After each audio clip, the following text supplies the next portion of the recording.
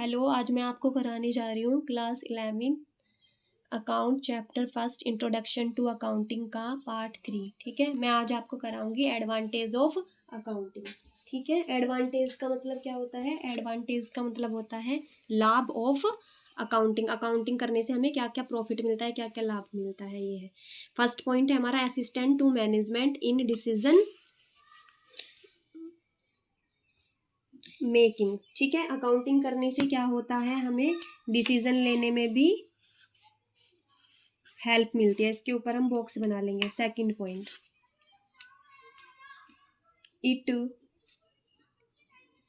It helps in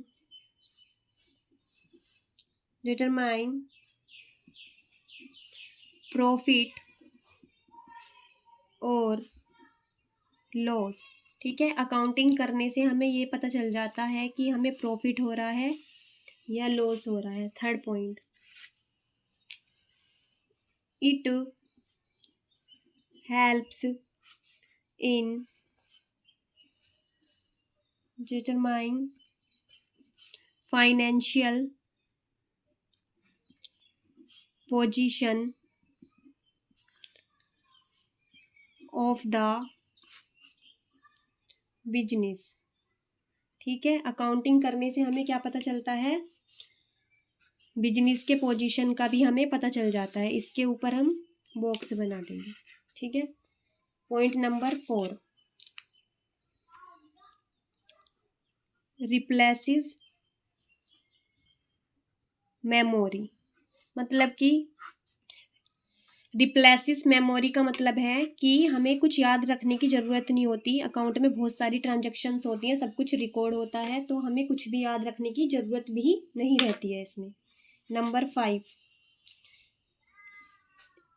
evidence in court. ठीक है, इसके ऊपर भी हम क्या करेंगे, एक बॉक्स बना देंगे।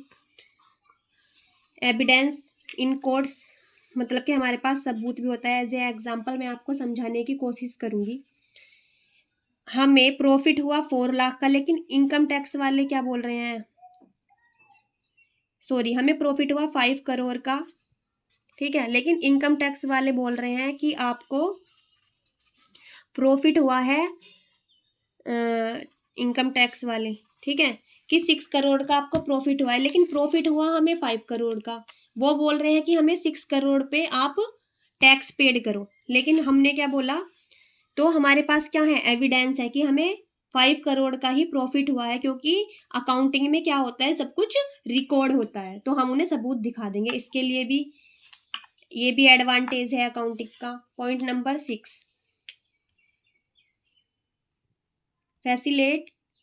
Facilitates loan. ठीक है, हमारा सब कुछ रिकॉर्ड होता है अकाउंटिंग में, तो हमें आसानी से बैंक से लोन भी मिल जाता है। Point number 7,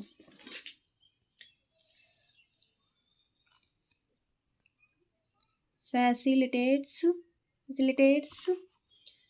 settlement of taxes. ठीक है, तो मैं आपको एग्जांपल दूंगी इसका भी। अब हमें इनकम हुई 2 करोड़ की, तो हम इसी पर टैक्स पेड करेंगे। ठीक है, अगर 10 करोड़ की हुई तो हम इसी पर टैक्स पेड करेंगे, क्योंकि सब क्या कुछ क्या होता है, हमारा रिकॉर्ड होता है। तो रिकॉर्ड में अगर हमें 2 करोड़ का प्रॉफिट हुआ है तो वो रिकॉर्ड होगा, 10 करोड़ का प्रॉफिट हुआ है तो वो भी हमारा रिकॉर्ड होगा, इसलिए हम उसी पर ही टैक्स पेड करेंगे जितना हमें प्रॉफिट हुआ है। अगर इनकम टैक्स वाले हमें बोलने लगे कि आप 20 करोड़ का हुआ है या 50 करोड़ का हुआ है, आप उस पर टैक्स पेड कीजिए, तो ऐसे करने की कोई ज़रूरत नहीं है, क्योंकि हमारे पास रिकॉर्ड है, सब कुछ चीज़ें हम उन्हें दिखा देंगे। तो हम जितना हमें प्रॉफिट हुआ है उसी पर हम टैक्स पेड करेंगे। ये भी एक एडवांटेज होता है अकाउंटिंग का। ठीक है, अब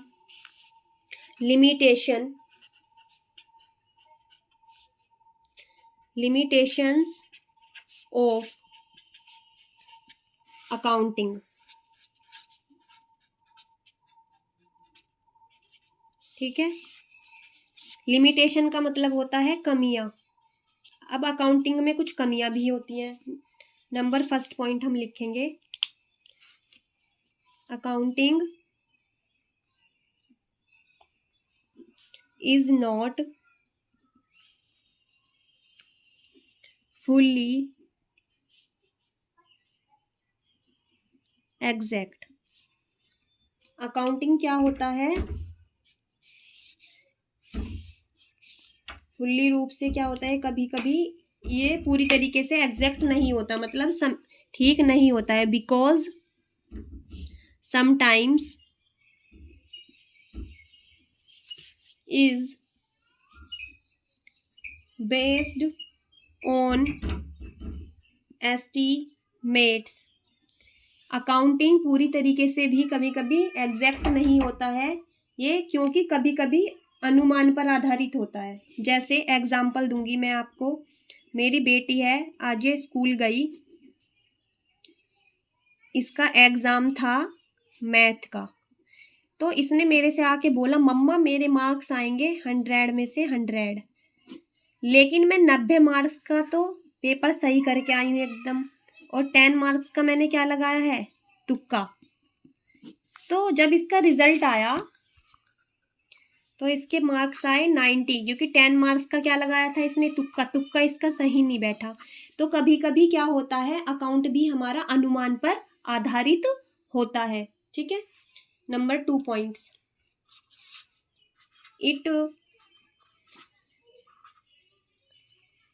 इट इग्नोर्स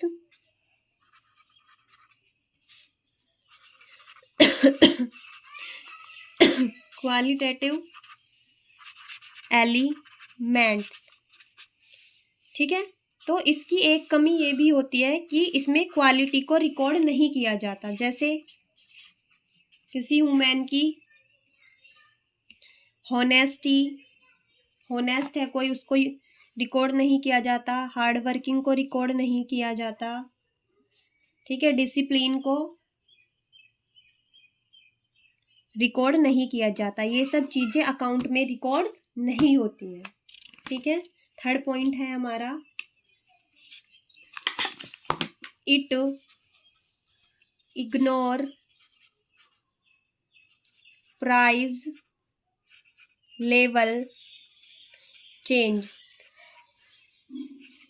सपोज करो, मैं एग्जांपल देके समझा रही हूँ, ये हमने मोबाइल आज परचेज किया, कितने का, 10,000 का, और कल ही इसकी वैल्यू या परसों इसकी वैल्यू 8,000 हो गई, फिर इसकी वैल्यू 7,000 हो गई।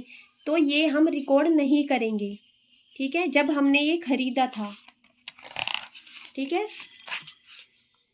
रिकॉर्ड में हम क्या दिखाएंगे, रिकॉर्डिंग में हम 10,000 ही दिखाएंगे, जो बाद में प्राइस चेंज हुआ उसको नहीं दिखाते।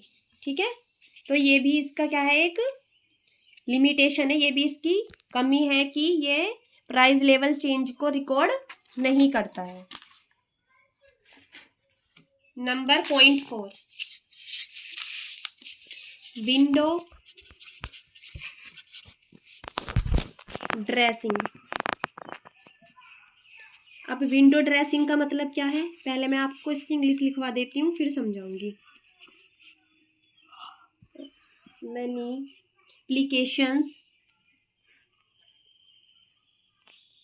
Manipulations in accounting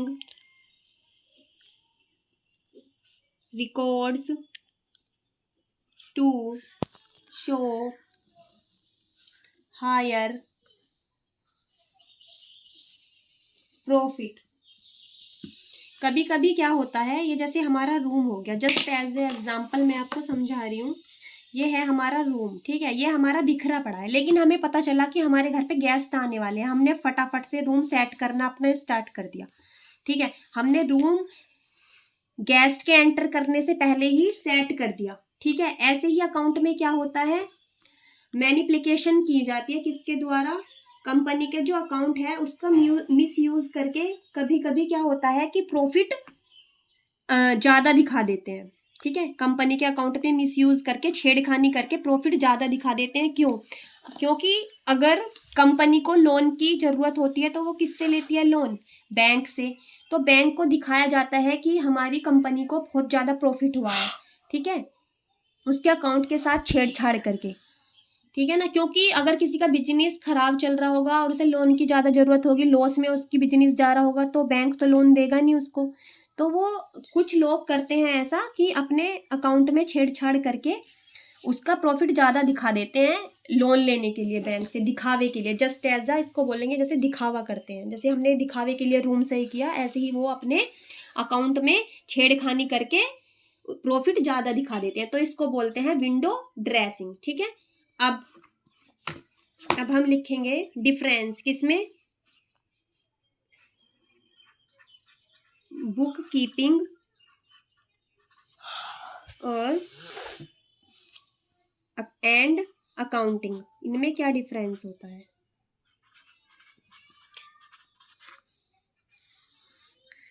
नंबर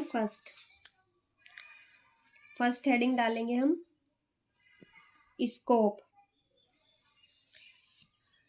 ठीक है।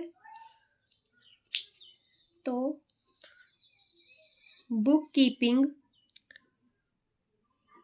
Involves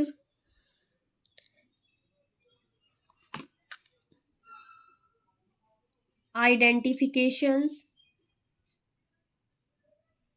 measurement, recording and classifying, ठीक है। इसमें इतना ही काम किया जाता है। मैंने जो आपको प्रोसीज सिखाई थी अकाउंटिंग की, ठीक है, ब्लॉग बना देंगे कीवर्ड पर। जो मैंने आपको प्रोसेस सिखाई थी अकाउंटिंग की, उसी से ही ये पॉइंट बन जाएगा। आई से क्या? आइडेंटिफिकेशन, एम से मेजरमेंट, आर से रिकॉर्डिंग, सी से क्लासिफाइंग, ठीक है। बुक कीपिंग में इतना ही काम किया जाता है। अब अकाउंटिंग में इससे आगे का काम हम किस में करते हैं? अकाउंटिंग में। तो इट्स इन्वॉल्व्स, ठीक है। क्लासिफाइंग के बाद अगला पॉइंट क्या था जब मैंने आपको प्रोसेस कराया था? एस से क्या था हमारा? समेराइजिंग। तो हम लिखेंगे summarising, interpretation and analysis and communicating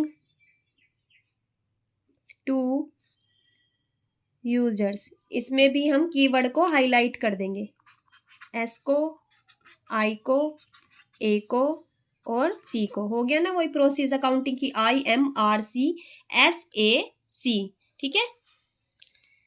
तो इसमें बुक कीपिंग में तो कहाँ तक? क्लासिफाइंग तक काम किया जाता है। इसके आगे का काम summarising, interpretation, analysis and communicating to users, ये अकाउंटिंग में किया जाता है। अब सेकंड पॉइंट क्या है हमारा इसमें? स्टेज, ठीक है। तो इट इज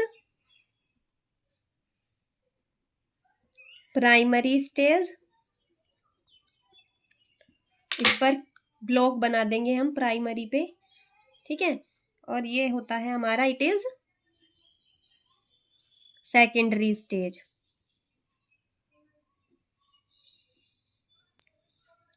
सेकेंडरी पे ब्लॉक बना देंगे, ठीक है। अब होता है हमारा थर्ड पॉइंट स्टार्ट। इसमें हेडिंग डालेंगे हम nature of job. Nature of job का मतलब होता है कि किस तरह का काम होता है, ठीक है। तो it is a routine nature of job. Nature of job, routine nature of job का मतलब क्या होता है? इसके ऊपर ब्लॉग बना देंगे। रूटीन नेचर ऑफ जॉब का मतलब होता है कि रोज एक जैसा काम किया जाता है। किसमें? बुक कीपिंग में। और अकाउंटिंग में इट इज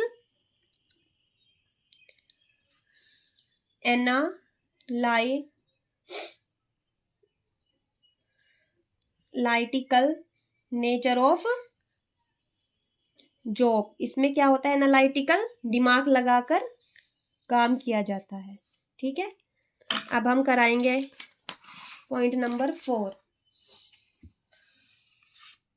ठीक है, पॉइंट नंबर 4 क्या है? स्टाफ।